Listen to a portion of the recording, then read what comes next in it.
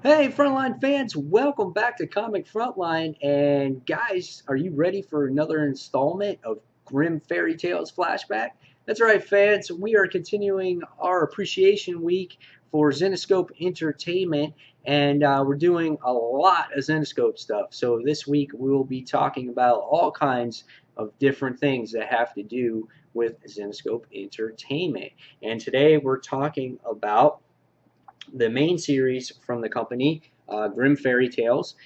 This is my flashback series where I go back in time and review all the issues of Grimm Fairy Tales. And today we're talking about Grimm Fairy Tales issue number 6, which is the Robber Bridegroom.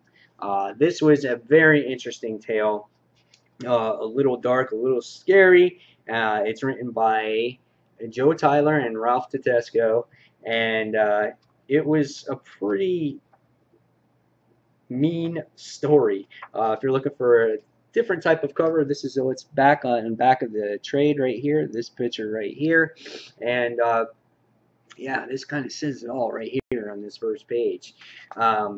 So basically, in this story, we have these two sisters. They are fighting over this guy, okay? And the sisters go against each other.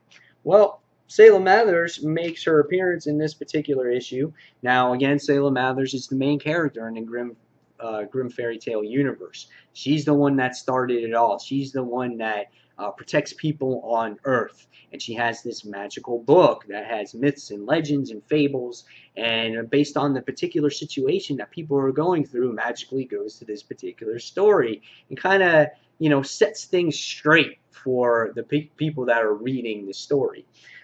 So in this issue, you get to see two girls that are kind of pitted each other because they are fighting over a boy, out of all things. The artwork is pretty solid in this particular issue.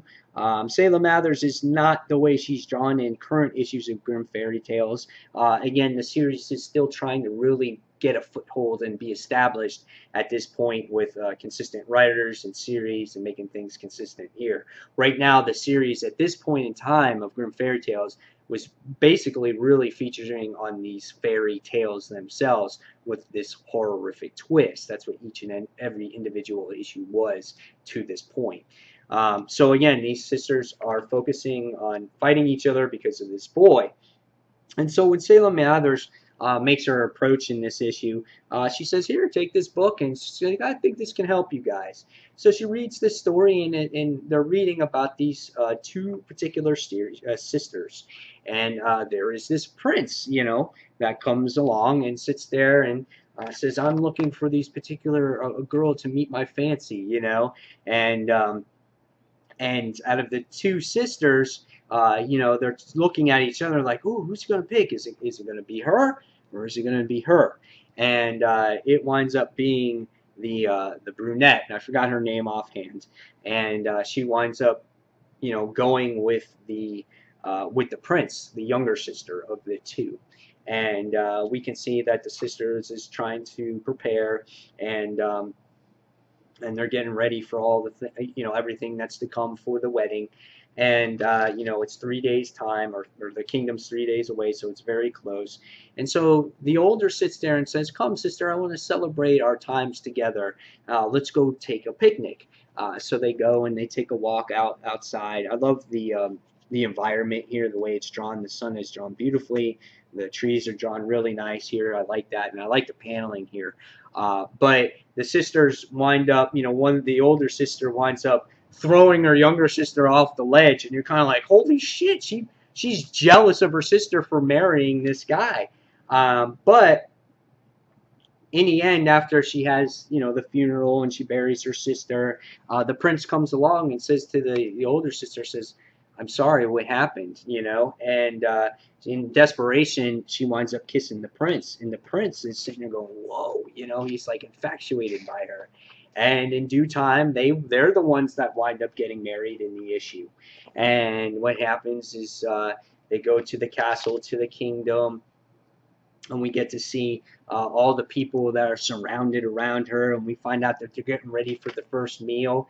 And little did we find out in the end, after fighting for this particular prince, that she is there for dinner, not to eat with them for dinner, but to get eaten for dinner.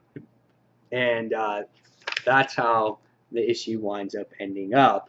And then by the time you get to the end of the issue, you get to see Selah just say her little particular story and quote, and the sisters are saying, let's not fight over some guy in between us ever again. So they have an epiphany after reading this particular story, which I thought was pretty interesting.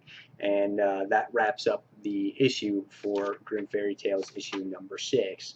Now, reading this particular story, I wasn't familiar with this fable or this tale. So when I read this issue for the first time, I was like, wow, this is kind of different and interesting.